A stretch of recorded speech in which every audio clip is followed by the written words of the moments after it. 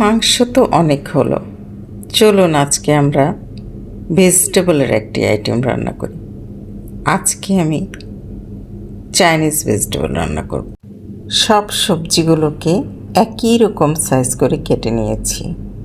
আমি এখানে পেঁপে নিয়েছি, গাজর নিয়েছি, চিচিঙ্গা নিয়েছি, অনিয়ন এবং ক্যাপসিকাম পরে অ্যাড করব।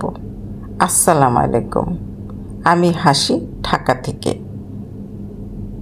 সবজিগুলোকে একটু হালকা সেদ্ধ করে নেব, যেন কালার নষ্ট না হয়।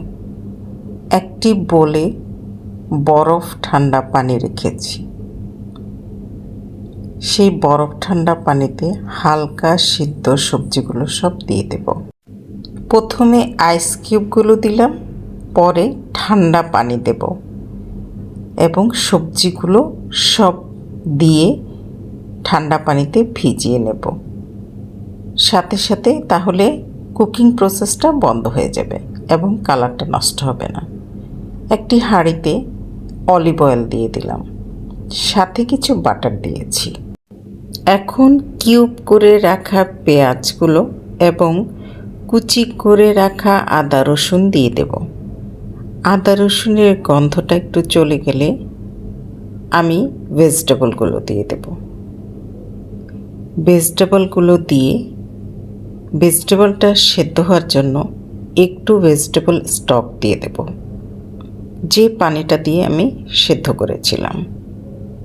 স্টকটা দিয়ে ভেজিটেবলটা সেদ্ধ হতে দেব, একটু লবণ দিয়ে দেব, গোলমরিচের গুঁড়া দিয়ে দিলাম। লবণ আমি হাফ চামচ দিয়েছি, কারণ আমি পরে টেস্টিং সল্ট অ্যাড করব। সবজিটা কিছুটা সেদ্ধ হয়ে আসলে আমি ক্যাপসিকাম এবং গ্রিন চিলি দিয়ে দিলাম। আগে আমি গোলমরিচের গুঁড়া দিয়েছি, কিছু কাঁচামরিচ আগেও দিয়েছি, আবার আরও কিছু কাঁচামরিচ দিয়ে দিলাম। পেঁপে তরকারিটা একটু মিষ্টি মিষ্টি হলে ভাল লাগবে না। তারপর আমি কর্নফ্লাওয়ারের স্যালোরিটা তৈরি করে রেখেছি, সেটা নেড়ে নেড়ে একটু একটু করে দিয়ে দেব। একসাথে দেব না, যতটুকু প্রয়োজন ততটুকু দেব।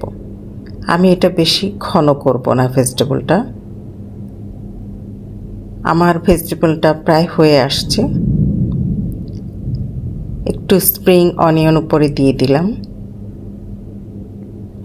টেস্টিং সল্ট দিয়েছি, একটু চিনি দিয়ে দেব স্বাদের ব্যালেন্সের জন্য। আমার ভেজিটেবলটা হয়ে গেছে, রেডি টু সার্ভ। ভেজিটেবল তো সবাই রান্না করে।